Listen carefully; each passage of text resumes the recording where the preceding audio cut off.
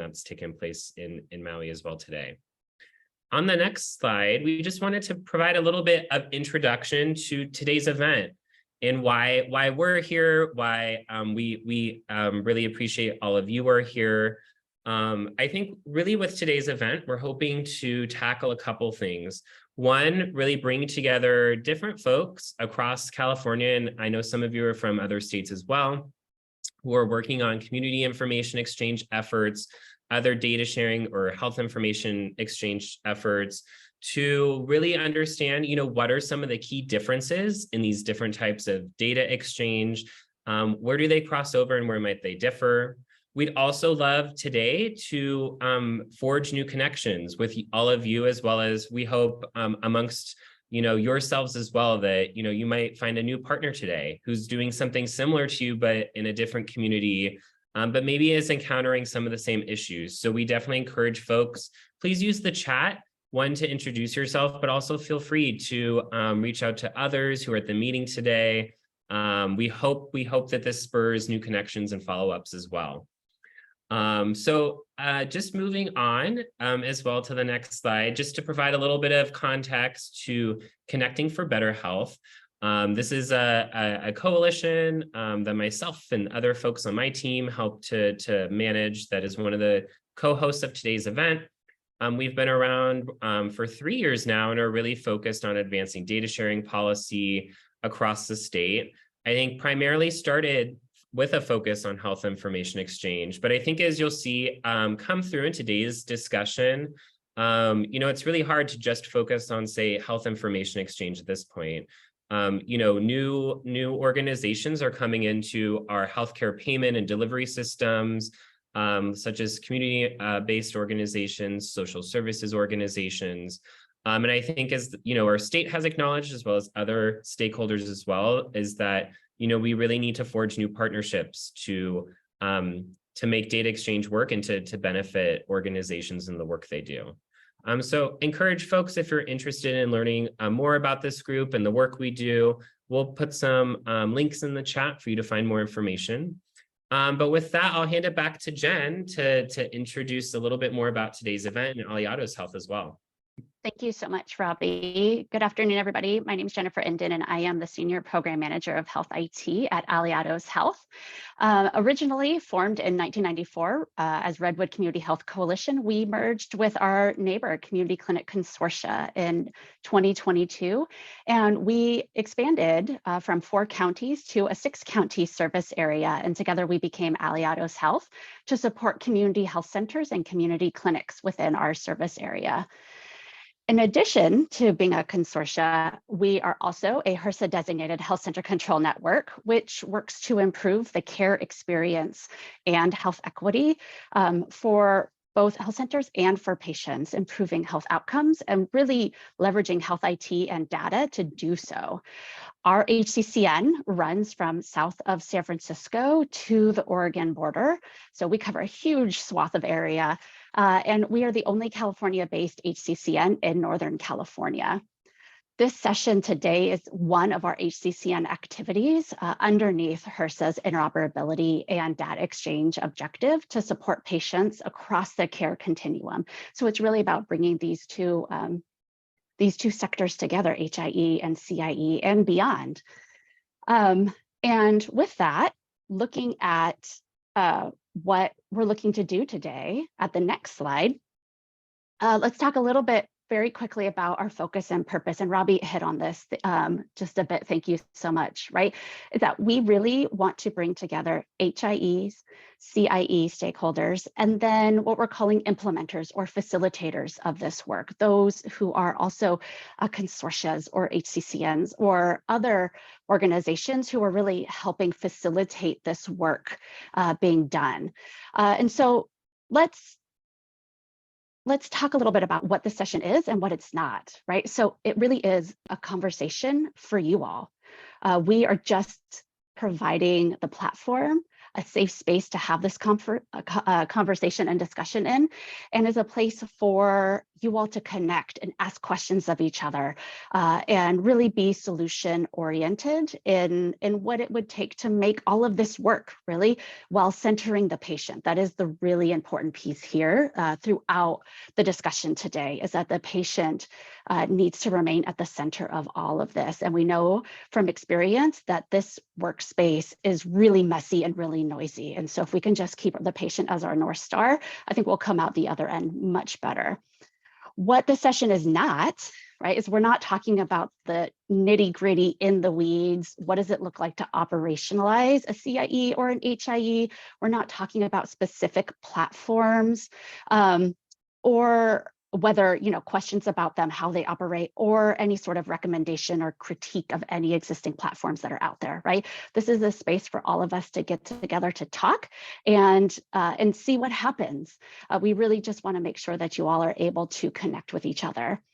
And with that, I will go ahead and pass it back over to Robbie to introduce our speakers. And while he is doing that, I would love to have all of you drop into the chat. What is your definition of a CIE? To you, what does that mean? Excellent. Thanks, Jen. So with that, would love to invite our speakers today to come on video if you're not, and to feel free to unmute yourselves. We're joined today by Caroline Fichtenberg, who's co-director of the Social Interventions Research and Evaluation Network and is a professor at University of California, San Francisco.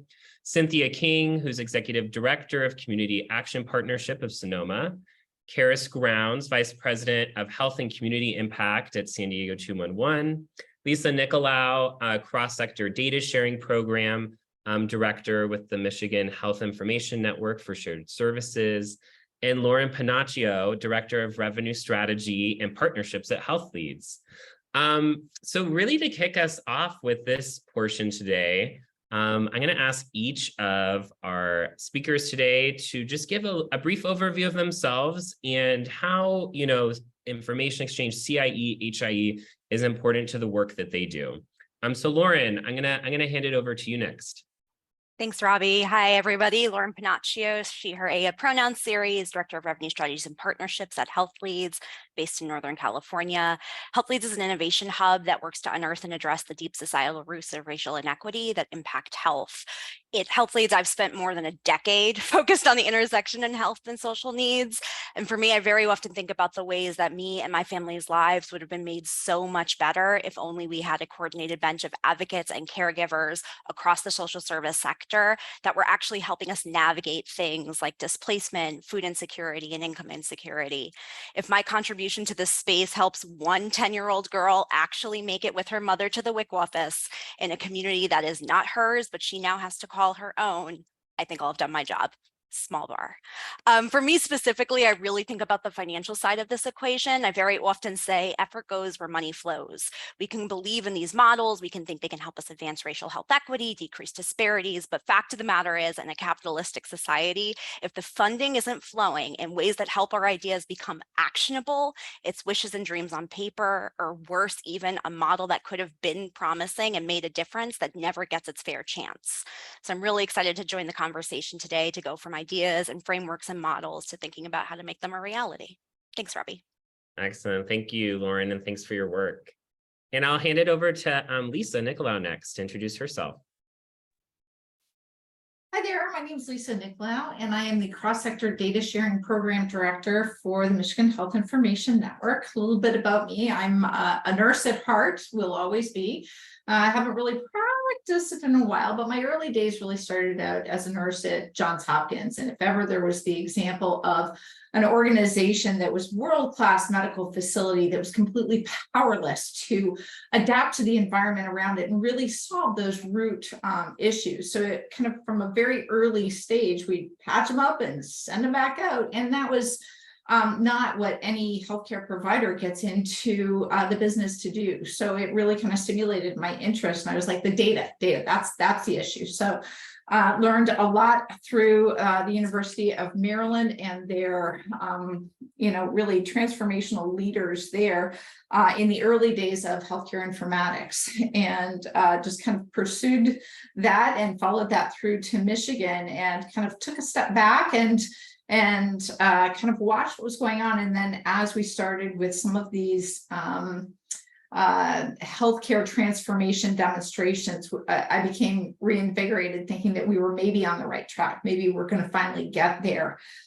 So continued on and just stayed with my, eventually found my way to MyHIN. Why I think this work is so very important is that, for, like Lauren said, this, where we are right now, is unsustainable. The pandemic certainly highlighted, shone a big bright spotlight on kind of the inequities that exist now, and that the 20 to 22% of our gross domestic product that goes to healthcare to achieve those gross inequities is not really sustainable. So trying to find a way to be able to use the data and be able to convince, not just use the data, but convince those in those positions of power and wealth to listen to what the data is actually saying, I think is my long-term vision. So I'm happy to be here, and I welcome the conversation. Thank you, Lisa. Thanks for joining. And I'll hand it over to Caroline next to introduce herself. Thanks, Robbie. I'm Caroline Fichtenberg, as Robbie mentioned, at the University of California, San Francisco, although I have to correct, I'm not a professor there. I'm a researcher and a co-director of our center.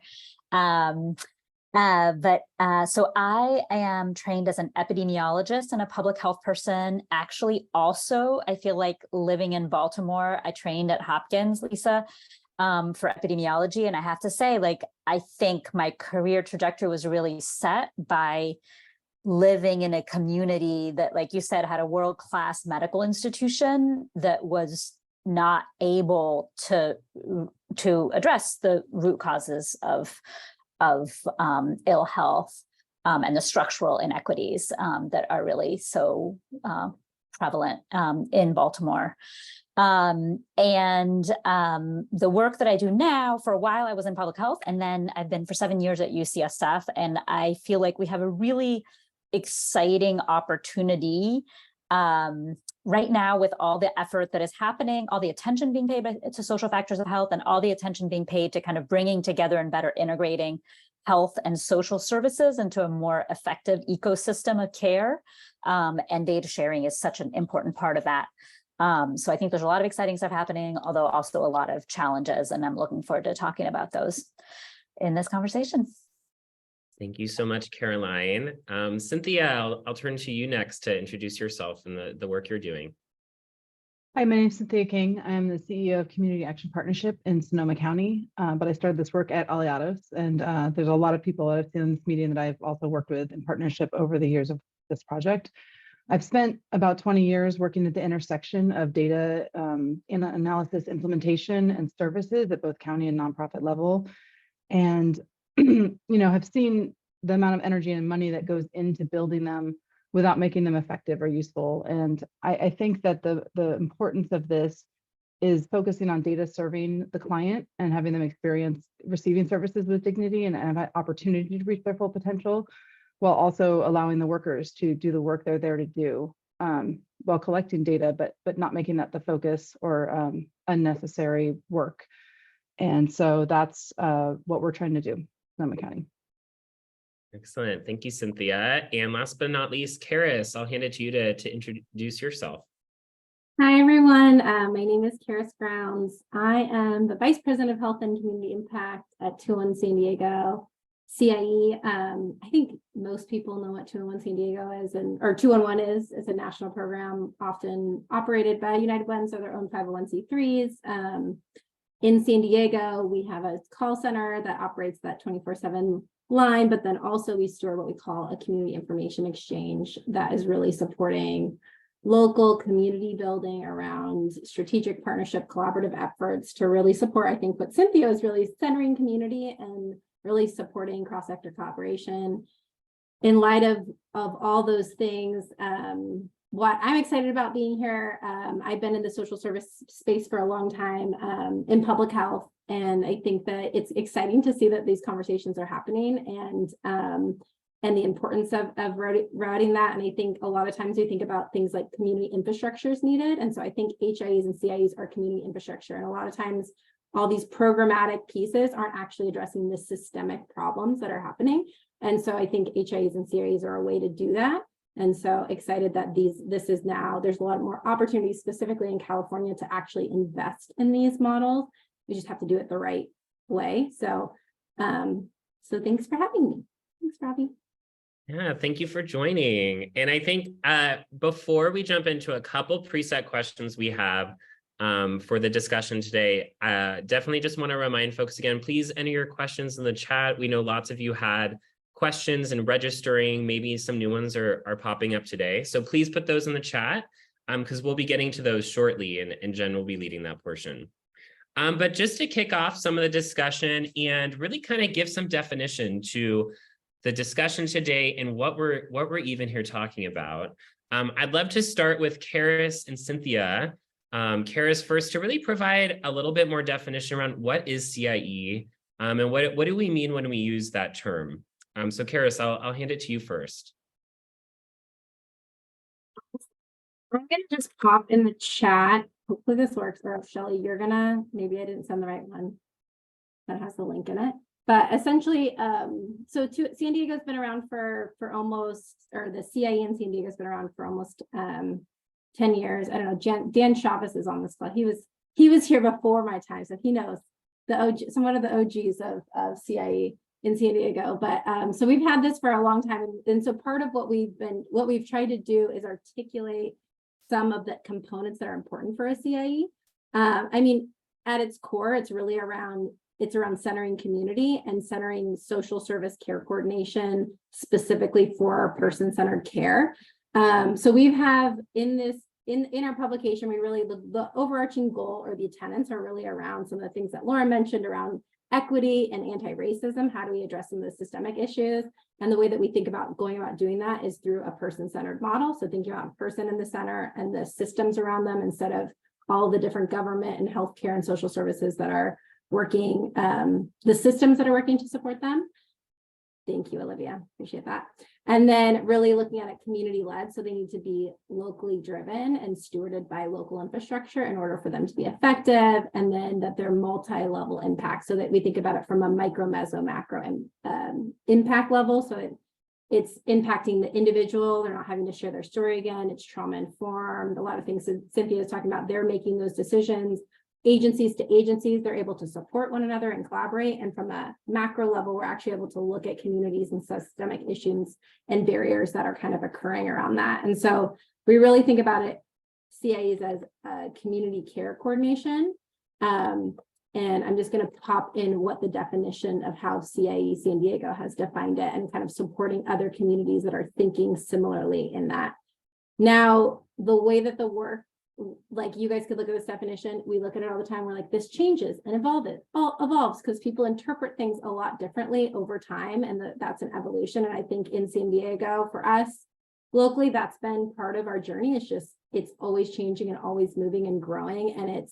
And there's alignment between different systems like health information exchanges and other systems of care that we're continuing to grow and define as it's evolving. So just throwing that in there too is like, what is a CIE?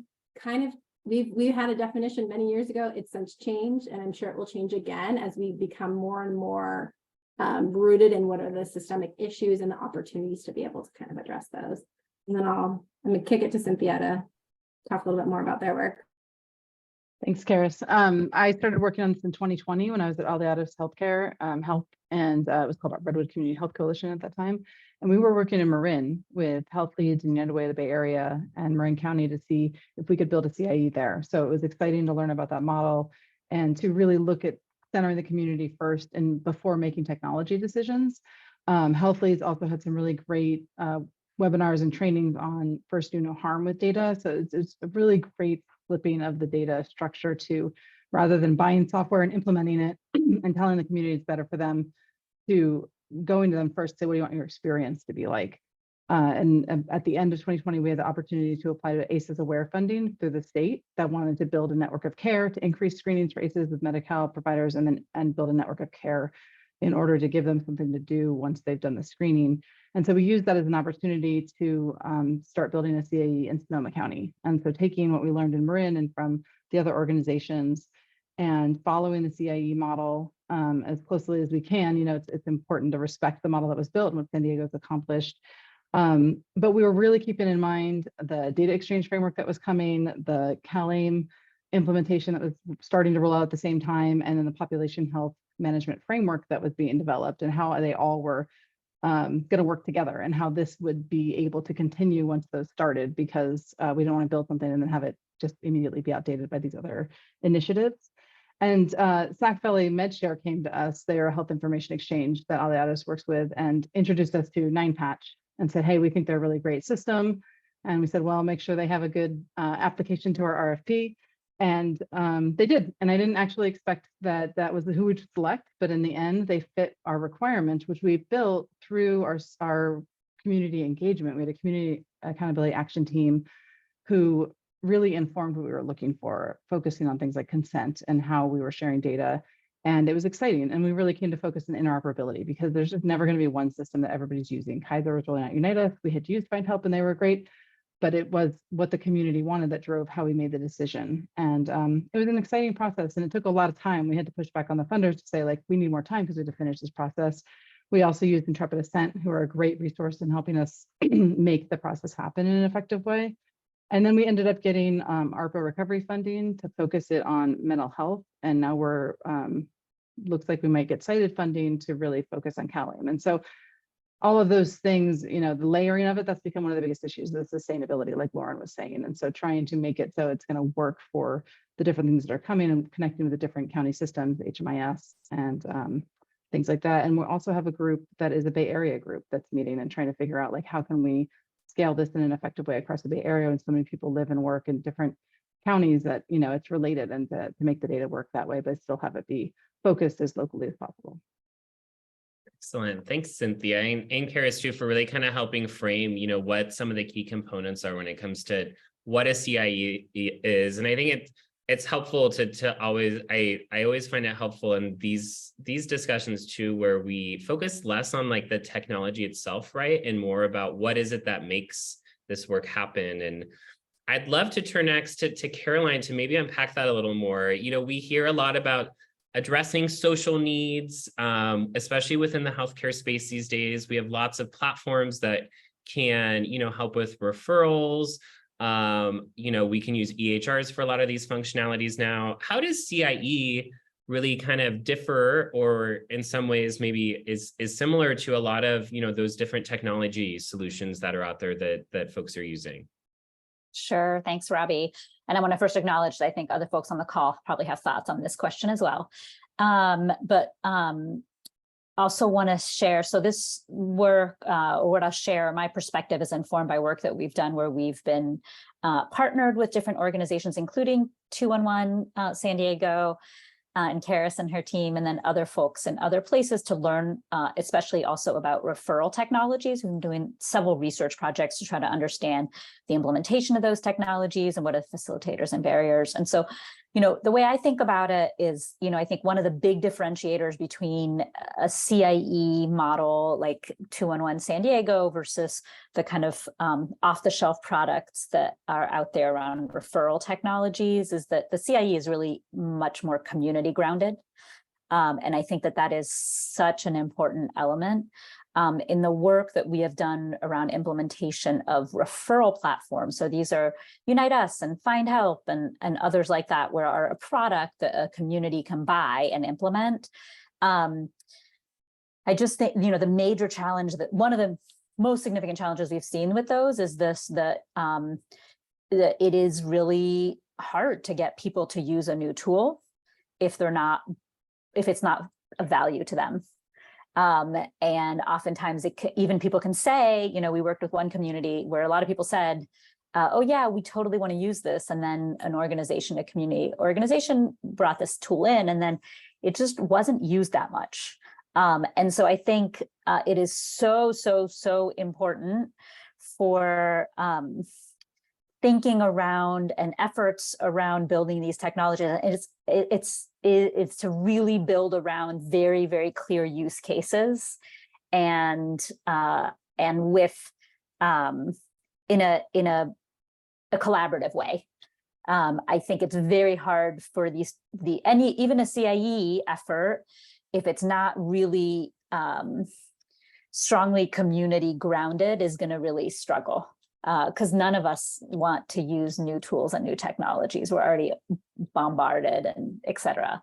And then I also want to just mention really quickly the interoperability piece that Cynthia mentioned. And I hope we talk a little bit more about that, because I do think that, you know, the other challenge we're seeing is just communities where we have multiple different platforms. There's a CIE, but then there's also Unite Us, and there's also this, you know, like we don't, I don't think we want one to be used by everybody, because that's just going to be limiting, but we want to have the ability to have that interoperability. So I will stop there.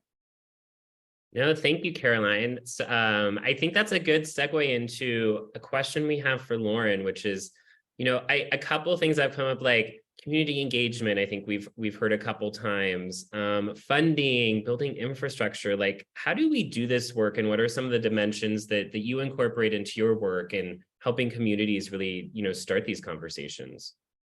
Sure. Trying to answer that in 3 minutes. It is a very big question that we've heard and we asked ourselves often, which is like, how do you actually pull this off? And for me specifically, what are the affiliated costs and cost drivers of actually running an ecosystem of partners that has an impact, and how do you fund that thing? I'm excited to be able to share some very early findings from a research project that we've been conducting, where we looked at 7 networks across the country and really like looked under the hood to try to take some stabs at this question. The first thing we did was we established and field tested 5 dimensions of network activity, and we asked staff from those networks, how they spent their time across those 5 dimensions. And in order from greatest to least amount of time reported, we heard first and foremost, network project supervision and leadership is the biggest task folks take, followed very closely by developing and management of community partners. Third in rank was analyzing, reviewing, and actually using the data. Fourth was revenue generating. So what does it actually take to fund these things, and how do you put effort forth towards that? And fifth was tech administration and oversight, which I think there's some interesting things in there for us.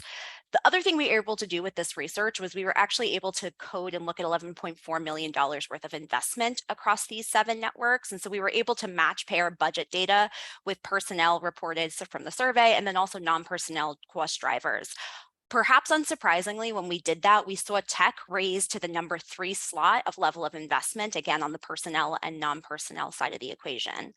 We've also got feedback from our research participants that networks hope to see that they grow their ability and the attention they pay to data analysis, especially as your data sets grow and you're able to use data in the ways I think Carolyn and Lisa in the chat have been talking about. And they also name that community partnerships work is very often underestimated and underinvested in. And I can use an I statement there where like, I've seen it and I've done it, and I agree. That's also really consistent with what Lauren Taylor and Len Nichols were reporting in their early work to pilot their CAPSHE model of funding for financing multi-sector partnerships. The other thing I'd offer in our budget analysis, so we established those 5 dimensions of work, but when we looked at the budget data, we actually unearthed a 6th dimension of work, which to the point of CIEs, HAs are about being community centered. 4 out of 7 of the networks reported non-insignificant investment in actual resource navigation staff as part of their network models, which leads a really important question of what is the role and responsibility and scope of CIEs as it relates to not just being infrastructure like Karis offered, but also actually doing something with said infrastructure. I don't have an answer there, but I could tell you that 4 out of 7 networks reported that non-insignificantly. I'll take a beat to just say on the funding side of the equation, we looked at $8.6 million in investment across these 7 networks from 26 sources. And the vast majority of investment actually came from government agencies, local and federal, versus health plans and health systems. We're talking orders of magnitude difference in investment here. And research participants really leaned in and articulated a desire to focus on funding from government versus health systems as they think about braiding revenue streams to be more sustainable. To be clear, they want health system money too, and they think there's a place for it, but the desire wasn't to anchor on health system investment, which was interesting. So there's lots of more work to do to understand what does it take, the path to sustainability. But I think the most important question for this room to think on together is what specifically is the role of health partners in financing the model and championing the model and using it not just to advance health or health equity, but actually equity overall in our communities. No, thank you, Lauren. And I think that's definitely a question, HIEs have been asking our state government leaders, right? Like how do we right size this? What's the role of healthcare in this work? And we'd love to turn to Lisa next to shed some light on that, especially from your perspective in Michigan and with an HIE. What is it that HIEs can offer in this work, and in terms of helping with social care interoperability, as well as community engagement as well. So we'd love to hand it to you. Sure. Yeah, there's I think there's several different roles that kind of HIEs can play in this kind of movement to blend HIE and CIE. And one is that idea of stakeholder engagement. We have, a long-term history and the focus on interoperability, and the benefit of having made a lot of mistakes already, so that we want to capitalize on those mistakes to prevent the same pitfalls that we've really fallen into. And I think about it, and I think about, geez, what would it have looked like if in the early days of electronic medical records, we could have said, hey guys, there's no standards by which this stuff really flows. Maybe we want to slow down this trajectory to everybody needs a system, and really work with those individual organizations to try to make sure that whatever results from it is not holding data hostage. Certainly within the CIE space, we can't afford to kind of have that same kind of long trajectory.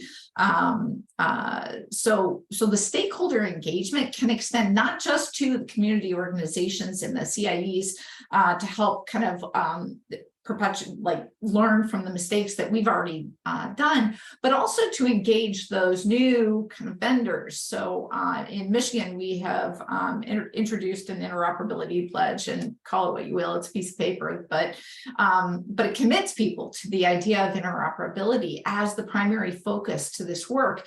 And by engaging those social care vendor referral platforms into this work, all of whom, nobody gets into this work just to say, I just really want to make money, but with an intent to keep that individual at the center of the work that they do, by challenging them to create a pathway for individuals to work within their system of record, reducing the duplication, allowing better adoption of these solutions, therefore ultimately pulling in better quality data and engaging them as part of the solution, I think is kind of a big deal. So really kind of ensuring that HIEs are there to support and meet community where they are at, to use stakeholder engagement wisely, and not just to perpetuate a healthcare-centric model, but use the lessons that we have learned in being able to engage healthcare in the early days of health information exchange. How can we do this within community? And ultimately, I think there is an opportunity for those organizations, those health information exchanges, to really adapt themselves at the same time. So working from the inside out to ensure that what we're doing is really there for the right purpose and meeting the right needs, and adapting from a healthcare-centric model. Great. Well, thank you so much, Lisa. Lots to learn from the work you've all done, as well as you mentioned from healthcare and a lot of our interoperability mistakes too. So I'd love to hand it over to Jen next. I see lots of questions have been coming in, and I'll hand it to Jen to facilitate this audience question portion.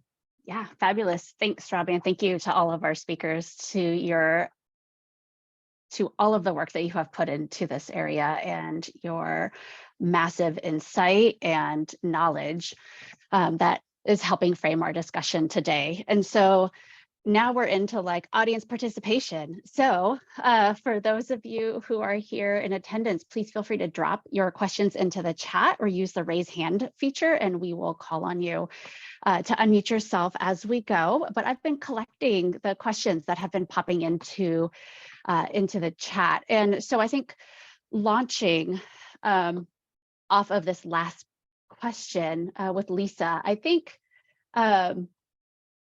Caroline, you put a wonderful question into the chat, specifically asking Cynthia and Sonoma Connect, Sonoma Unidos about the approach to interoperability with your platform, with other platforms. And I think Lisa may also, and others on the on the panel may also have some nuggets to share with us. Are you asking? I was going to say, who are we asking? Go ahead, Cynthia. We'll start with you, and then we'll pop over to Lisa and anybody else. Yeah, I think with interoperability, it became very clear that that was what was necessary. What I like to say is you're not going to have one ring to rule them all. There's not going to be one system that everybody's going to use and have uniform everything. But to make them work together, really, again, for focusing on the client, right? Like for as service providers, if a client doesn't have to go to 10 different agencies and fill out 10 forms and submit their eligibility documents, sometimes like we're saving a huge amount of pain in their experience. And then if we have a use of the data and a process for it that they have actually contributed to, and everybody's using that, you know, again, that's a benefit. But that's when we turned to Intrepid Ascent, was to get their help in terms of how we put out the RFP and how we asked for the vendors to show us that they could participate in that way, because it's what's going to make it work in the long run. A side thing to this that I think is really important is how nonprofits end up using data, because data systems come to them and promote the systems that they have. And they end up putting a lot of money into these data systems, but not necessarily the staffing or the time to build them out in a way that's going to actually bring the data they want to give to their funders or do evaluations. And so I think there does need to be a much bigger investment into the infrastructure of community-based organizations in a substantial way with technical assistance and not just money to buy a system. Because there's other systems that give like a few free licenses, and then nonprofits end up sharing the licenses for case management or ways that's really kind of unethical, but then not even realizing it. And so I think that's a big part of catching up CBOs, because I saw in the comments about with healthcare organizations, because they have the funding are so much further ahead in terms of that, and then making that data match too. Thank you, Cynthia. Go ahead, Lisa.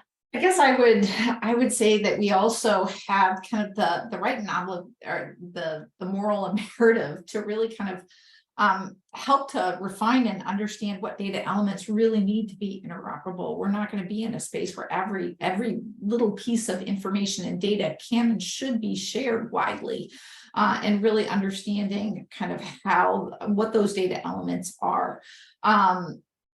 Something, you know, someone in the space asked about the IO pledge and kind of what's come of it and come from the community of practice. So the interoperability pledge, just like I said, just really a piece of paper. What is the magic of it is the community of practice, which has brought together competitive vendors within the Michigan market. And because of the transformation stuff that has gone on, we had a plethora. They are working on a weekly basis to come together and move towards vendor-to-vendor platform referrals. So allowing those geographically close areas to be able to exchange data and referrals and close a loop necessary. So there's good work that's going on in there. There's trust building that is going on in there. And again, using those technology pieces as partners within this. I'll add one short thing. In the middle of our project with Aliados, most of our health centers decided to go over to Epic. And so they then I saw there's some folks from Ocean here, you know, then they are part of Ocean, and this systems that are integrated with Ocean are only two. And so it's completely changed how we were approaching the connection with the healthcare systems when that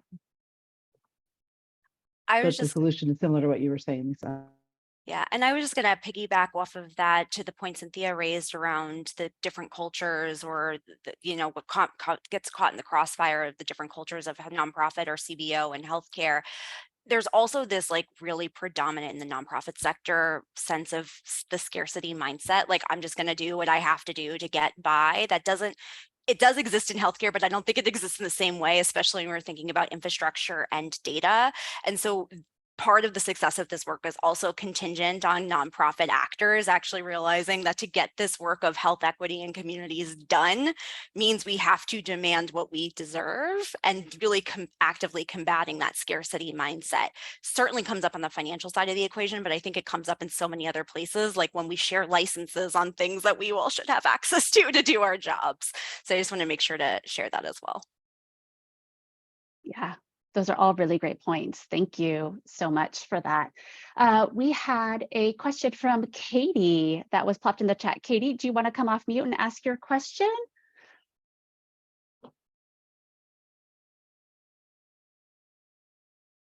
we're able to get to your unmute button. All right, if not, I'll go ahead. So what use cases are most valuable for social services and healthcare organizations in CIE? And we'll just open that up to any of the speakers or any of the attendees and their experience. Let's start with that one. I mean, there's a lot of, I think, use cases. I think there's just different interpretations or users of each like data. So I think about like in San Diego, at least, it's like HIE is mostly healthcare information, but some social information is really helpful to be able to better understand someone's situation. And then simultaneously in CIE, it's mostly social information, and some health information is helpful to be able to address those different use cases or different situations with people.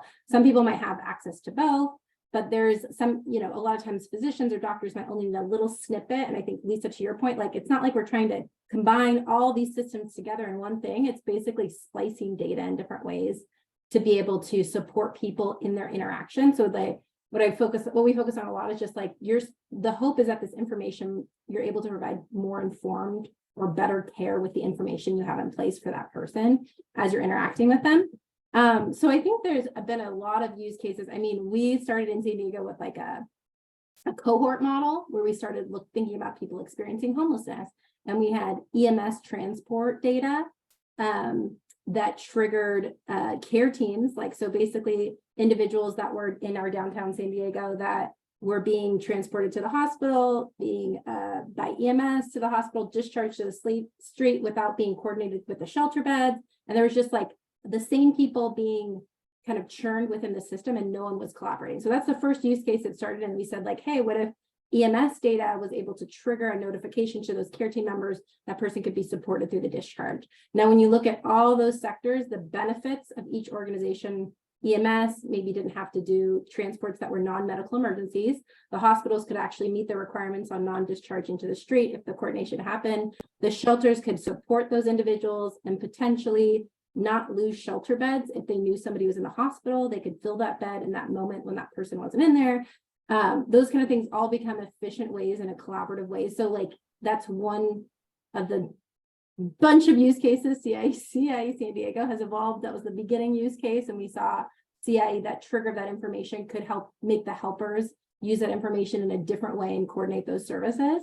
So I think it really, and we see that across the country as we support other communities, it really varies on like, what's your issue in your community and what information do you not have access to that would make your job better and different. And a lot of times it's something from a healthcare system. If you're in the social service board, having that healthcare information could support your eligibility for a program or vice versa.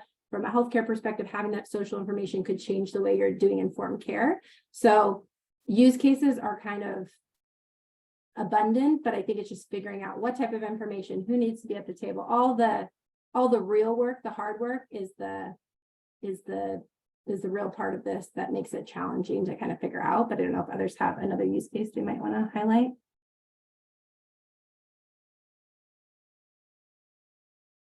That was great. Thank you so much, Karis, for sharing. Can I add something to that? Yes, please. Which I think is like, in addition to thinking about use cases, I think in our work, what we're seeing right now is that, and this is from looking at different places this is being implemented in different parts of the country, the other thing that really matters besides kind of like finding a good use case is also just finding the people that are really excited about the idea of doing something somewhat differently. The champions matter so much. And so you can have, even within the same kind of sector, one organization totally seeing the value of this and then, you know, pushing their organization through the hardships and the time that it takes to kind of figure out, okay, how do we use this and how do we, what data needs to be exchanged, et cetera. And so I think the champions is another thing that's just really, really important in this work, and that you just have to figure out who those people are in your community that will help push this. Hey, I have one use case that I would argue people want to blend all the time with a healthcare centric use case is this idea. And we've heard a ton about closed loop referral systems and how this happens, but really understanding how social care is delivered within the community already. And this idea that there is all kind of referrals stem from within healthcare and have to go back to healthcare. I think we really have to start thinking about this more in a that's one pathway, and we want to make sure that the people who have the right knowledge and the right expertise do the right work, so that healthcare to community and back for maybe an information and assessment, things that are oftentimes built into community sources of navigation already, things like our AAAs and in Michigan community health innovation regions. But there's also this community pathway that also holds substantial value. And I think that when we start tracking that, we can start to understand how is it that prevention keeps people out of the healthcare space. It's going to take someone much smarter in longitudinal studies than me to be able to get to that. But when we start tracking that as separate from healthcare data, I think is also a really important thing to be able to understand where value is created. Fabulous. Thank you so much for all of those nuggets. I'll add another use case that's just a little different quickly. It's the backbone team of the CIE, right? That we built it into this grant I mentioned in the chat on child welfare and ECE systems. They already existed, and we can build in the work to improve those systems without building a whole new convening and coordination body governance first. And so that we got that award is one of 6 across the country. And I think this was part of that we were ready to go on that work and didn't have to build it first.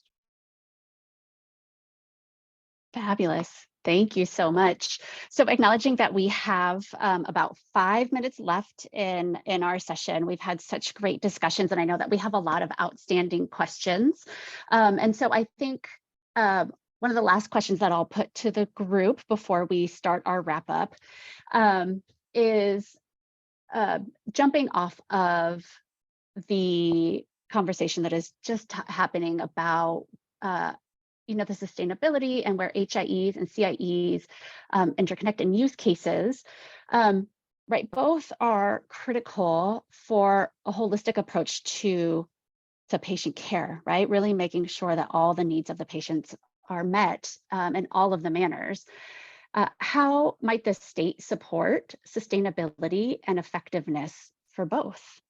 And I open that up to any of our attendees as well as our speakers.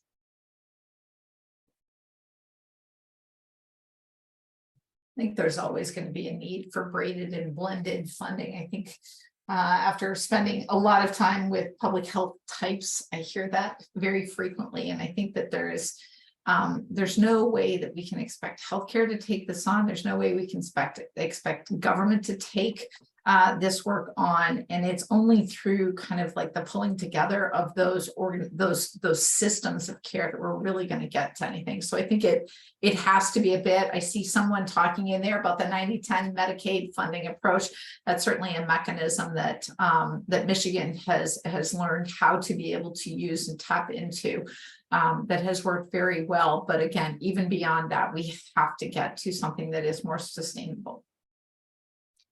And I'll just piggyback off of that, really inspired by the research I was mentioning, which is, I think so many of these conversations end up centered on healthcare and HIEs, transition to CIEs and meaningful use 2.0 to 3.0. But I think I'm inspired by our data from that research project to say, like, how might health systems leverage their positional privilege and power to advocate for blended approaches that really lean in and call in government and the need for public good? I know I answered a question, Jen, with a question, but this is a smart room, so I thought I'd offer it. And I would add to that, something I put in the chat a little bit earlier, the healthcare sector had a lot of money put into it for it to transition to electronic systems, right? And the social service sector has not had that. So I think that there is potentially a need for much more investment for capacity for both technology and skills and all that kind of stuff, especially given the fact that from the beginning, the social service sector is much less funded than the healthcare sector. So, yeah. And I would just caution it being completely led by the government, because that ownership, I mean, we've seen many examples of government and state databases that are more trouble than helpful in terms of the county systems. And so having the ownership of it coming from the community and getting the input of funding is the key in terms of the investment. Yeah, and I could just end with, at least I think everyone's gone around the room. I mean, I think there's a lot of opportunities. I think in California, we've seen a lot of opportunities with CalAIM and the data exchange framework. So like these are all coming out of the state, which are good, but similar to the way that federal government sometimes works too, it's like the left hand doesn't know what the right hand's doing. And so there's maybe some miscommunication, or there could be investment strategies that are more on that community infrastructure. So a lot of times the investment becomes programmatic, program-based versus infrastructure-based. And so what we find is like these are system issues beyond just this one program can solve or this one population can solve. So then it becomes challenging to address issues that are beyond just a Medi-Cal population or a subset of the Medi-Cal population, right. Or this is only going to work for so being able to do more systemic infrastructure pieces and investment would make a huge difference, I think, at least to continue to support the local work that many of the people on this call are already doing. Fabulous. Thank you all so much. That was really insightful. And I feel like there is so much work still left to be done. So much work has happened already. And there's still a long way to go. But I think that this is a great start, great step in the process. And so let's talk really quickly about what's next. Ultimately, we really don't know, right? We're not, this session was incredibly rich and is probably just one of many beginning convos. And so Connecting for Better Health, Aliados Health will be digesting and reflecting on today's discussion, and we'll produce a write-up as well as share it along with the questions that we did not get to live during the session. We'll get those out to our speakers and get their input, and we'll get those out to all of the registrants and attendees. And so one last really quick bit for everybody, both speakers and for attendees. If you could just go ahead and stick in the chat what your biggest takeaway is from today's conversation, and or what are 2 things that are needed to make this happen. I think that's really the nitty-gritty, what we're looking for. And so please, our speakers, our attendees, please throw those items in the chat. And if there are other questions that you thought of while we were wrapping up, please also drop those into the chat, and we'll make sure again to get those out to our speakers, and we'll follow up with some written answers to those. And with that, acknowledging that we are a little bit after 1 o'clock, thank you so very much for everybody attending. We'll leave this session open for just another minute or 2 to capture all of those items in chat.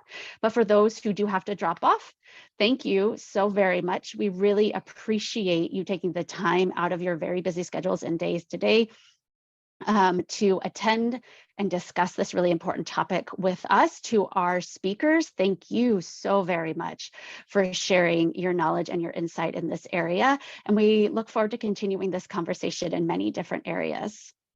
And with that, everybody have a great rest of your Wednesday and a great rest of your week. Thank you so much. Take care. Thank you. Thanks, everyone. Thank you, everyone.